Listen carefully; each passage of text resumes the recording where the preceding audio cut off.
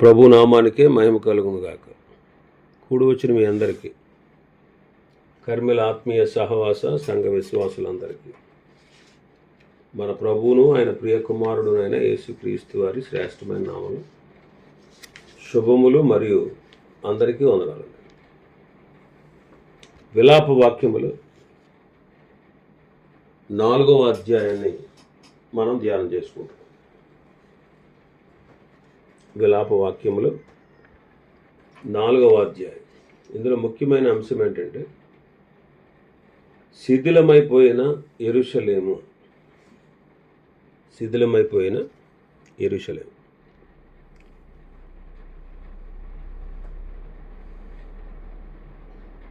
ప్రజల యొక్క నాశనాన్ని మనం ఈ అధ్యాయంలో చూస్తున్నాం. విలాప వాక్యములు మనకు అనేకమైన ఆధ్యాత్మిక విషయాలు నేర్పిస్తుంది. ఎంతో వైభవంతో ఉన్నటువంటి యెరూషలేము నాశనమైంది. వారు దేవుని ఉగ్రతకు పాత్రులయ్యారు. దానికి గల కారణం ఏంటి? వారు తాము రక్షించబడడానికి ఐగుప్తు వంటి ఇతర రాజ్యాల సహాయం కోసం వారు ఎదురు చూడడం. అలాగే ఈ అధ్యాయంలో ఎదోము యొక్క హెచ్చరిక, ఎదోముకు దేవుడిచ్చిన హెచ్చరిక మనం చూడవచ్చు. 4 వచనాలు మనం ధ్యానం చేసుకున్నాం. 5వ వచనాన్ని చదువుతాను. సుకుమార భోజనము చేయువారు దిక్కులేక వీధులలో పడి ఉన్నారు. రక్తవర్ణ వస్త్రములు తొడిగి పెంచబడిన వారు పెంట కుప్పలను కౌగిలించుకునేదారు.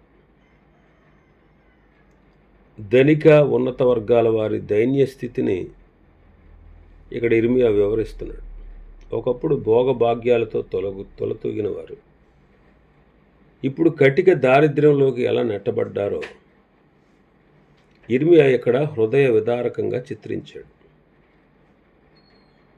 రుచికరమైనటువంటి భోజనం చేసిన వారు వీధులలో దిక్కులేక పడి ఉన్నారు.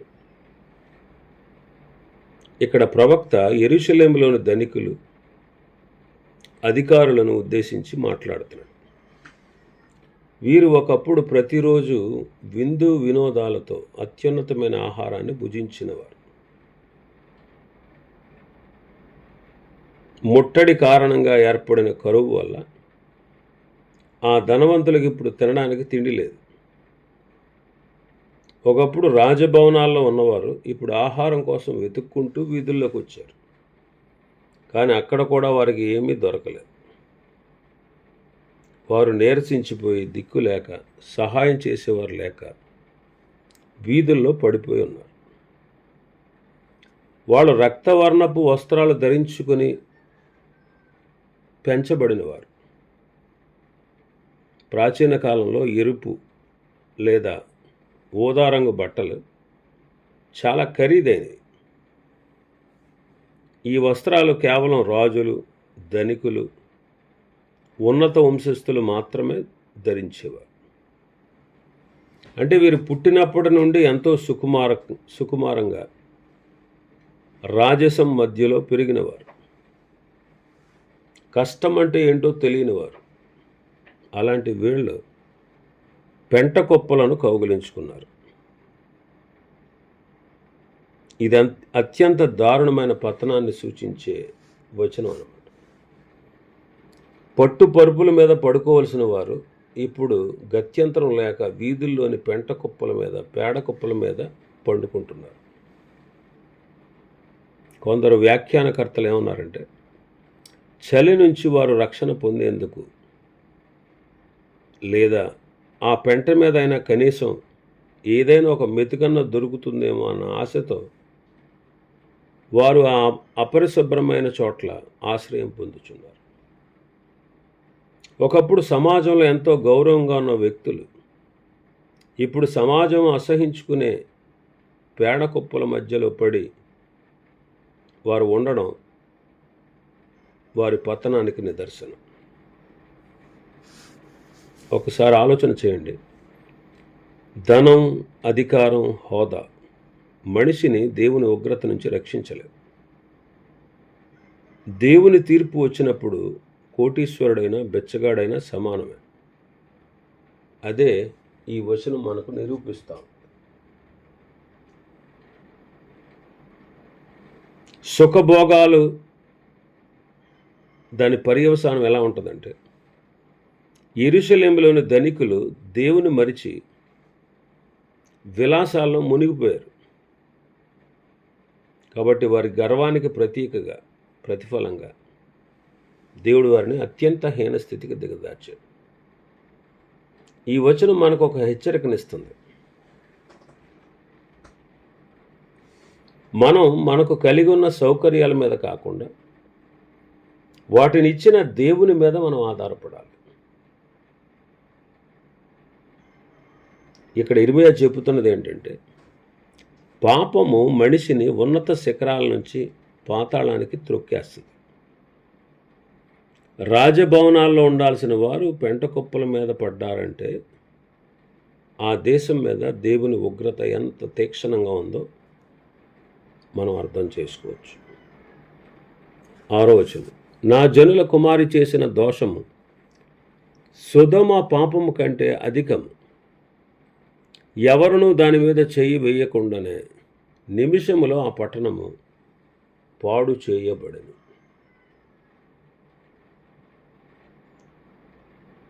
యెరూషలేము శిక్షను చరిత్రలో అత్యంత భయంకరమైన పాపానికి నిలయమైన సొదొమ పట్టణంతో పోలుస్తున్నాడు.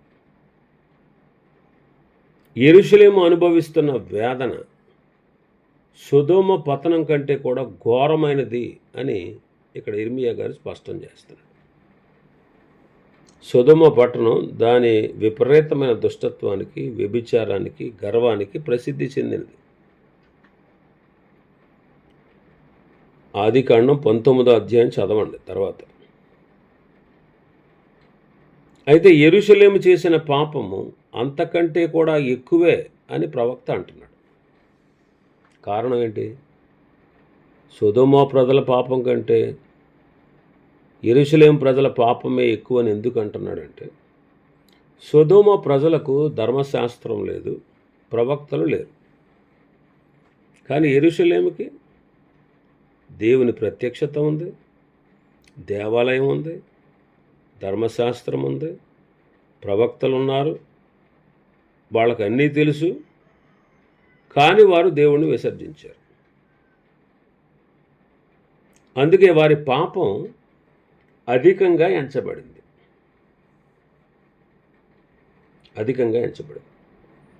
మరి సొదొమ పతనం ఎలాగా? సొదొమ పతనం ఆకాశం నుండి అగ్ని గంధకాలు కురిసి నిమిషంలో నాశనం అయిపోయింది. నిమిషాల్లో అంటే ఇక్కడ మరణం తక్షణమే సంభవించింది. దీర్ఘకాలంగా వాళ్ళ ఆకలితోనూ రోగాలతోనూ అలమటించలే. మరి యెరూషలేము యొక్క శిక్ష? యెరూషలేము మీద ఏకకాలంలో అగ్ని కురవలేదు.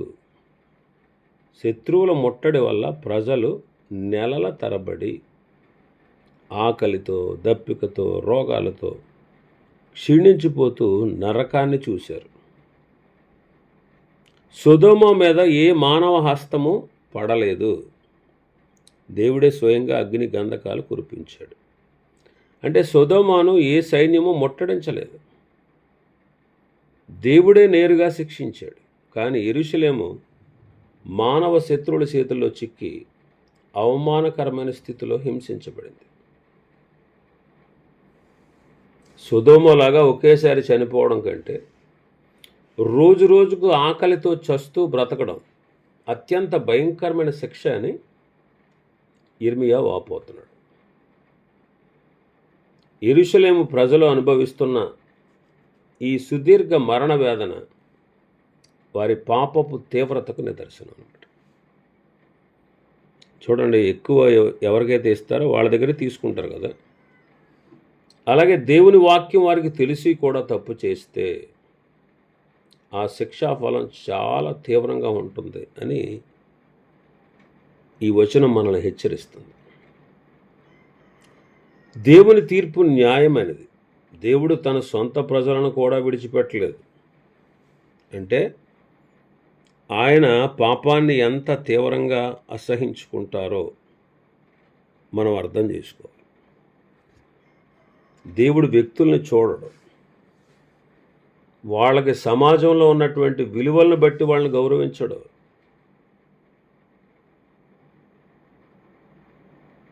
కానీ సొదొమకు దొరకని అవకాశం యెరూషలేముకు దొరికింది. కానీ వారు వాటిని తృణీకరించారు. యెరూషలేము అనుభవిస్తున్నటువంటి కరువు, ముట్టడి బాధలు సొదొమ పట్టణం ఎదుర్కొన్న అగ్ని తీర్పు కంటే కూడా వేదనతో కూడుకున్నది.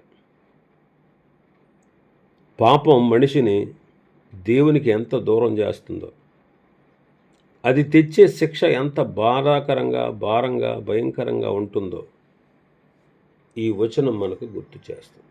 చాలాసార్లు మనం పాపం చేస్తే ఏమవుతుందిలే, దేవుడు కృపగలవాడు అని మనం రక్షించబడి కూడా ఇష్టానుసారంగా పాపపు జీవితాన్ని జీవిస్తున్నాం. ప్రభు నిన్ను ప్రేమించి కృపచేత రక్షిస్తాడు. రక్షణ నీకు గ్యారంటీ. విశ్వాసం ద్వారా కృపచేత నువ్వు రక్షణ పొందుతావు. కానీ ఇష్టానుసారంగా జీవిస్తే మాత్రం తప్పనిసరిగా శిక్ష విధిస్తాడు. అది గుర్తుపెట్టుకోవాలి.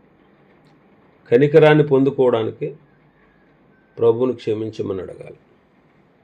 7వ వచనం, దాని గనులు హిమము కన్నా శుద్ధమైన వారు, వారు పాల కంటే తెల్లని వారు, వారి శరీరములు పగడముల కంటే ఎర్రనివి, వారి దేహ కాంతి నీలము వంటిది. ఈ వచనంలో యెరూషలేములో ఉన్నటువంటి అధిపతులు లేదా నాజీరులు అంటే దేవుని కోసం ప్రత్యేకించబడిన వారు, వారి యొక్క పూర్వపు శారీరక సౌందర్యం, వారి ఆరోగ్యకరమైనటువంటి పూర్వస్థితి ఇక్కడ వివరిస్తున్నారు. మొదటి 6 వచనాల్లో సామాన్య ప్రజలు, పిల్లలు, ధనికుల పతనాన్ని గురించి చెప్పిన ఇర్మియా ఇప్పుడు సమాజంలో అత్యంత గౌరవప్రదమైన ప్రత్యేకించబడిన వర్గం ఎలా మారిపోయారో వివరిస్తున్నాడు. ఈ వచనంలోని వర్ణనలు వారి పూర్వపు అత్యున్నత ఆరోగ్య స్థితిని, వారి యొక్క పవిత్రతను సూచిస్తాను.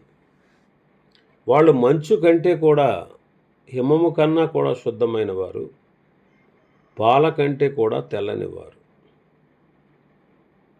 నాజీరులు అంటే దేవుని కోసం ప్రత్యేకించుకున్నవారు. సంఖ్యాకాండం 6వ అధ్యాయం మనం చూడాలి.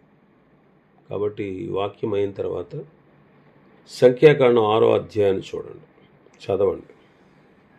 వారి పవిత్రమైన జీవన శైలి వల్ల వారి ముఖాల్లో ఒక విధమైన ప్రశాంతత, నిర్మలత్వం ఉండేది. వారు పాల కంటే తెల్లగా ఉండడం అంటే వారు సరైన పోషకాహారం తిని, ఎండకు ఎండి వానకు తడిసి కష్టపడకుండా ఎంతో సుకుమారంగా, గౌరవప్రదంగా పెరిగారు అని అర్థం. వారి చర్మం కాంతివంతంగా ఉండేది. వారి శరీరాలు పగడముల కంటే ఎర్రనివి. బైబిల్ భాషలో ఎరుపు రంగు ఆరోగ్యకరమైన జీవితానికి, శక్తికి సూచన. దావీదు కూడా రక్తవర్ణము గలవాడు అని వర్ణించబడ్డాడు. వారి బొగ్గలు, వారి శరీరం పగడాల కంటే ఎర్రగా ఉంది అంటే వారు ఎంతటి శక్తిమంతులో, వారు ఎంత పుష్టిగా ఉన్నారో మనకు అర్థమవుతుంది. అంటే వారికి ఎటువంటి అనారోగ్యము లేదా బలహీనతలు లేని కాలం అన్నమాట అది. వారి దేహకాంతి నీలము వంటిది అంటున్నాడు. నీలమణి, ఇది అత్యంత విలువైన రత్నం. వారి శరీర ఆకృతి, వారి కదలికలు అంతటి ప్రశస్తంగా, ఆకర్షణీయంగా ఉండేవి. సమాజంలో వారిని చూడగానే ఒక విధమైన గౌరవం, భక్తి కలిగేవి. ఈ వర్ణన యొక్క ఉద్దేశం ఏంటి? ఇర్మియా ఎక్కడ వారి అందాన్ని పొగడడం లేదు. కానీ వారు ఎంత గొప్ప స్థితి నుండి ఎంతటి దారుణ స్థితికి పడిపోయారో చూపించడానికి ఈ వర్ణన ఉపయోగిస్తున్నాడు. 7వ వచనంలో అందాన్ని గురించి చెప్పి వెంటనే 8వ వచనంలో వారి ప్రస్తుత పరిస్థితి మసి కంటే నల్లగా మారిపోయిందని ఇర్మియా వివరిస్తాడు. దేవుని కోసం ప్రత్యేకించబడిన వారు నాజీరులు, వారు సైతం పాపం వల్ల, దానివల్ల వచ్చేటువంటి దేవుని ఉగ్రత వల్ల తమ కాంతిని కోల్పోయి గుర్తుపట్టలేనంతగా వికృతంగా మారిపోయారని చెప్పడమే ఇక్కడ ఇర్మియా యొక్క ఉద్దేశం. దేవునితో సంబంధం ఉన్నప్పుడు మనిషి జీవితం రత్నంలాగా మెరుస్తుంది. కానీ దేవునికి దూరమైనప్పుడు బాహ్య సౌందర్యం, ఆరోగ్యం, హోదా, మన ఆత్మీయటువంటి స్థితి ఆవిరైపోతాయి.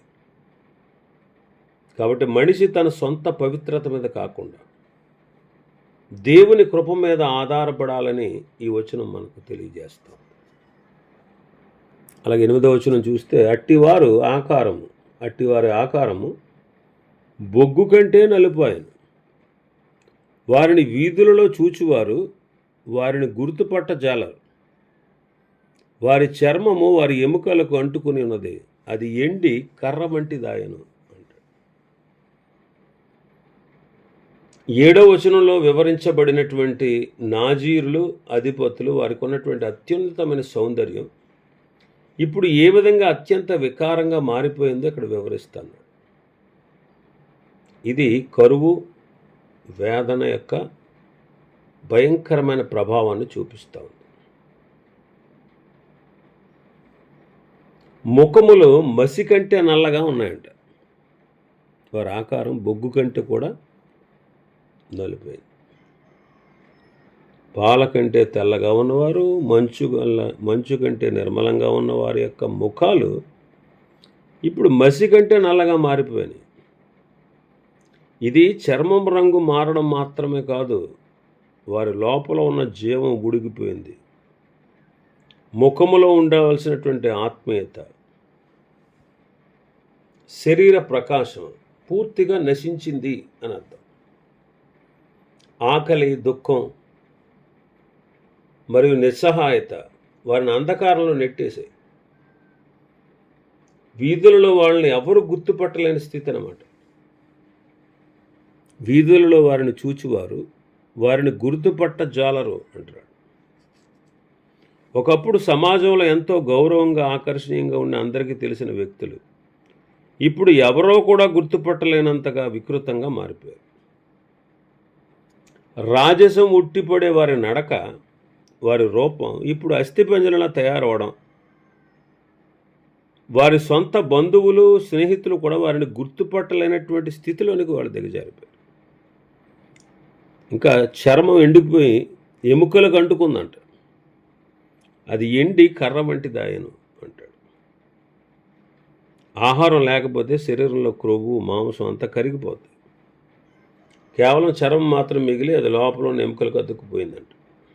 వైద్యపరంగా మనం ఆలోచన చేస్తే ఇది దీర్ఘకాలిక ఆకలి వల్ల వచ్చే స్థితిని సూచిస్తూ ఉంది.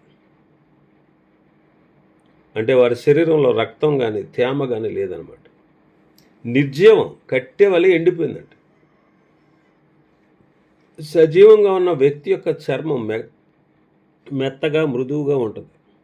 కానీ వీరి చర్మం ఎండిపోయిన కర్ర ముక్కలాగా గట్టిపడిపోయింది. అంటే వాళ్ళు బ్రతికున్న శవాల్లాగా వీధుల్లో తిరుగుతున్నారు. పాపం తెచ్చేటువంటి వికారత్వం ఎంత భయంకరమైనదో చెబుతున్నాడు.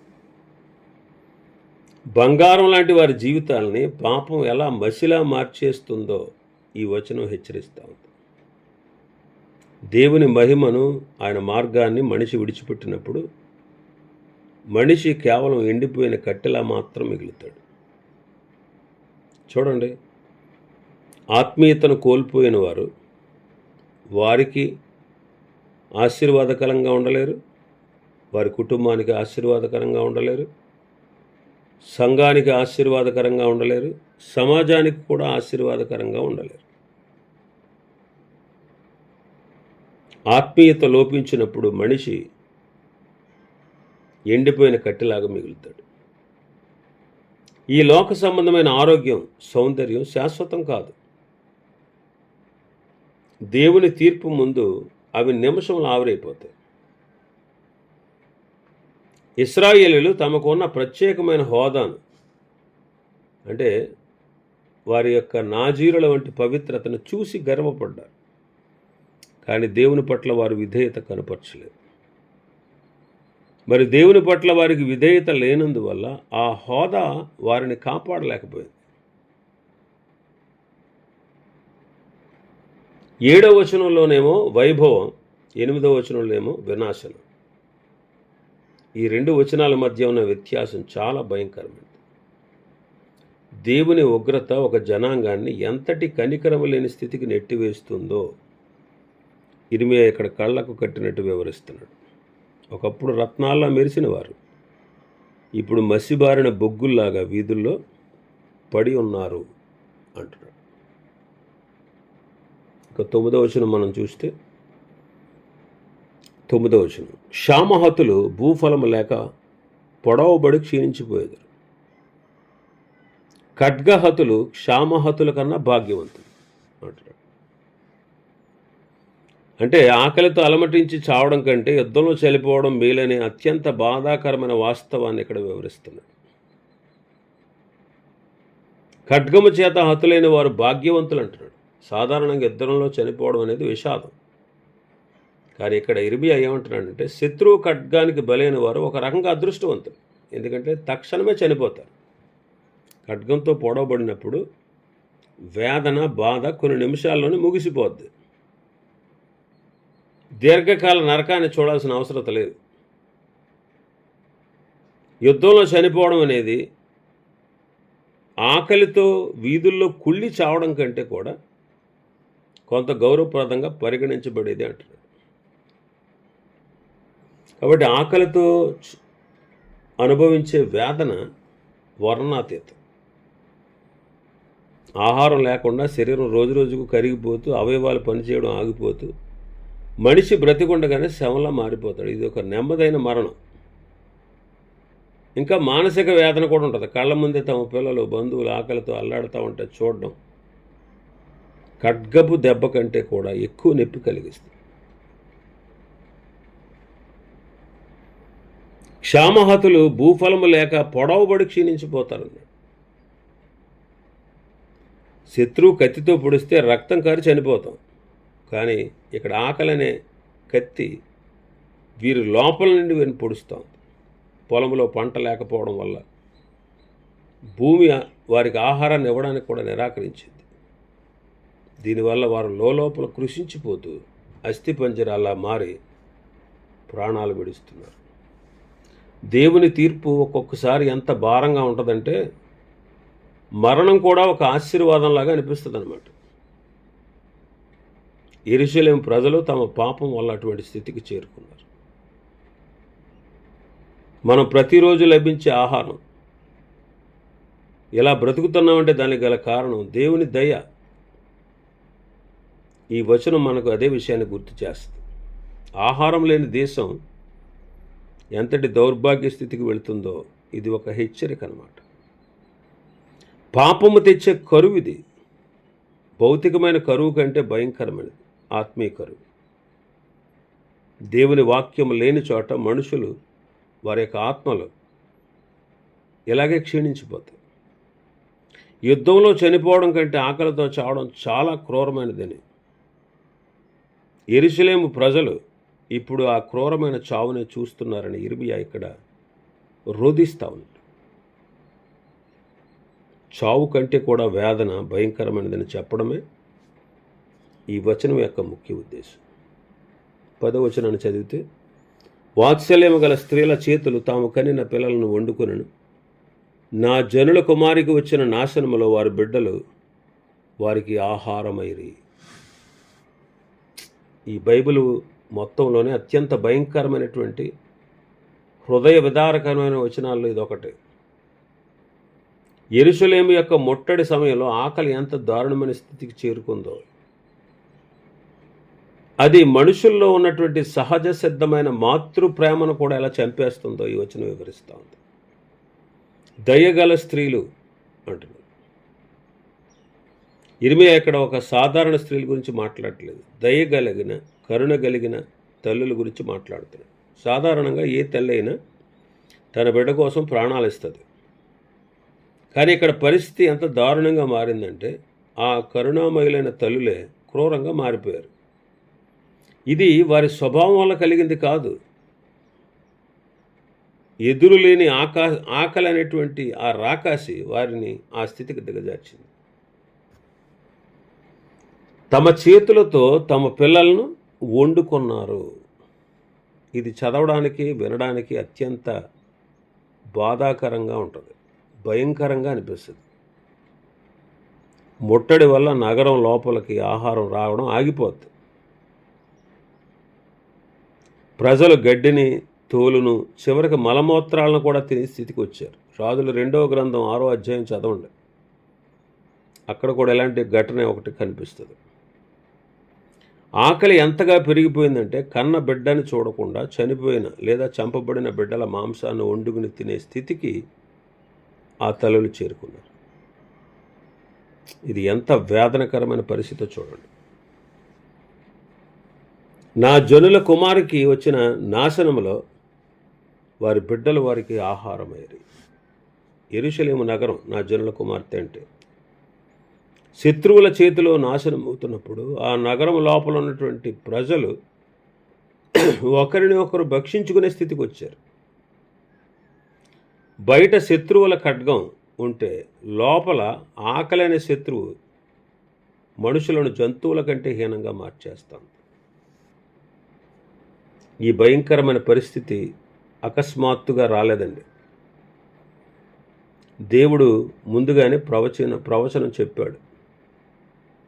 ఇశ్రాయేలీయులు దేవుని నిబంధనను మీరితే ఇలాంటి శాపాలే వస్తాయని దేవుడు ముందే హెచ్చరించాడు. వాళ్ళని ముందే హెచ్చరించాడు.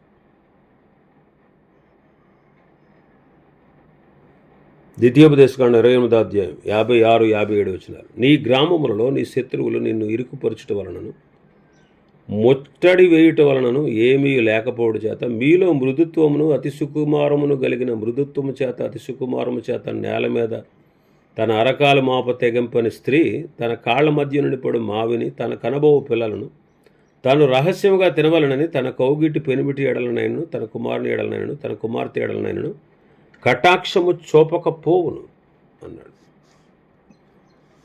ఇది ప్రభు ముందే చెప్పాడండి. ఏంటి ఈ భయంకరమైన స్థితి వారికి అకస్మాత్తుగా రాలే. ఇశ్రాయేలీయులు దేవుని నిబంధన మీరితే, ఆయన మాట వినకపోతే, ఆయనకు విధేయత చూపకపోతే ఇలాంటిది జరుగుతుంది అని హెచ్చరించాడు. ఇర్మియా కాలంలో కూడా యెరూషలేము ప్రజలు దేవుని మాట వినకుండా విగ్రహారాధనలో మునిగిపోయినప్పుడు ఈ భయంకరమైన ప్రవచనం అక్షరాల నెరవేరింది. పాపం యొక్క అంతిమ ఫలితం అండి. పాపం మనిషిని కేవలం ఆత్మీయంగానే కాదు, మానసికంగాను మరియు సామాజికంగాను కూడా ఎంతటి క్రూరత్వానికి గురి చేస్తుందో అది చూపిస్తుంది. దేవుని హస్తం మన మీద నుండి తొలగిపోతే మనిషి తనలో కనీస మానవత్వాన్ని కూడా కాపాడుకోలేరు అనే వచనం హెచ్చరిస్తుంది. శరీర ఆకలి మనిషిని ఎంత అకృత్యాలకు ఒడిగట్టేలాగైనా చేస్తుంది. కాబట్టి ఈ వచనం యెరూషలేము పతనంలోని అత్యంత చీకటి కోణాన్ని మనకు చూపించింది. దేవుని యొక్క కృపను మనం నిర్లక్ష్యం చేయడం వల్ల ఒక సమాజం ఎంతటి నరకాన్ని అనుభవించాల్సి వస్తుందో చెప్పడానికి ఇది ఒక ఉదాహరణ. ఒకసారి గమనించండి. ఈ విలాప వాక్యములు మనకు నేర్పించేది ఏంటంటే మనము దేవుణ్ణి ప్రేమించాలి, దేవునికి విధేయులం అవ్వాలి, ఆయన ఆజ్ఞలు గైకోవాలి, ఆయన మార్గాలు అనుసరించాలి, ఆయన చిత్తాన్ని నెరవేర్చాలి, ఆయనకి ఇష్టలుగా జీవించాలి. రక్షణ పొందాం కాబట్టి మనం ఇవన్నీ చేయాలి. ఒకవేళ రక్షణ పొంది కూడా ఇవన్నీ చేయకుండా దేవుని మార్గాల్ని, దేవుని చిత్తాన్ని వ్యతిరేకించి ఇష్టానుసారంగా పాపకార్యాలు చేసుకుంటూ పోతే మన దుస్థితి కూడా ఇలాంటి స్థితికి దిగజారిపోతుంది అనే విషయం దేవుని యొక్క వాక్యం మనకు తెలియపరుస్తుంది. కాబట్టి విశ్వాసం ఒక్కటే ఉంటే కుదరదండి. విశ్వాసం ద్వారా రక్షణ పొందుతావు. విశ్వాసంతో పాటు విధేయత ఉంటే దేవుడు నిన్ను హెచ్చిస్తాడు. విధేయత నీలో లేకపోతే ఆనాడు విధేయత లేనటువంటి లోతు సొదొమ గొమొర్రా పట్టణాలకు వెళ్ళి అక్కడ సర్వస్వం నాశనం చేసుకుని ఒట్టి చేతులతో మిగిలి బయటకు వచ్చాడు. చావు తప్పి కన్ను లొట్టలో అన్నట్టుగా ఉంది లోతు పరిస్థితి. ఎంత దయనీయంగా ఉందో చూడండి అతని పరిస్థితి. అలాగే ఇప్పుడు చూసిన విలాప వాక్యాల్లో యెరూషలేము యొక్క దుస్థితి కూడా ఆ రీతిగానే ఉంది. కాబట్టి ఈ విషయాలు మనకు బోధ చేస్తున్నాయి.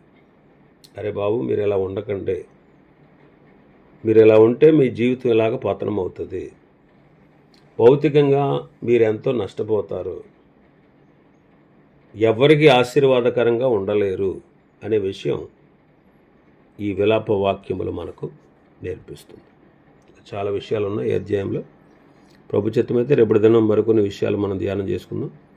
దేవుడి వర్తమాన వాక్యాన్ని మన వెనికిడిలో ఆశీర్వదించునుగాక. ఆమేన్. ప్రార్థన చేసుకుందాం.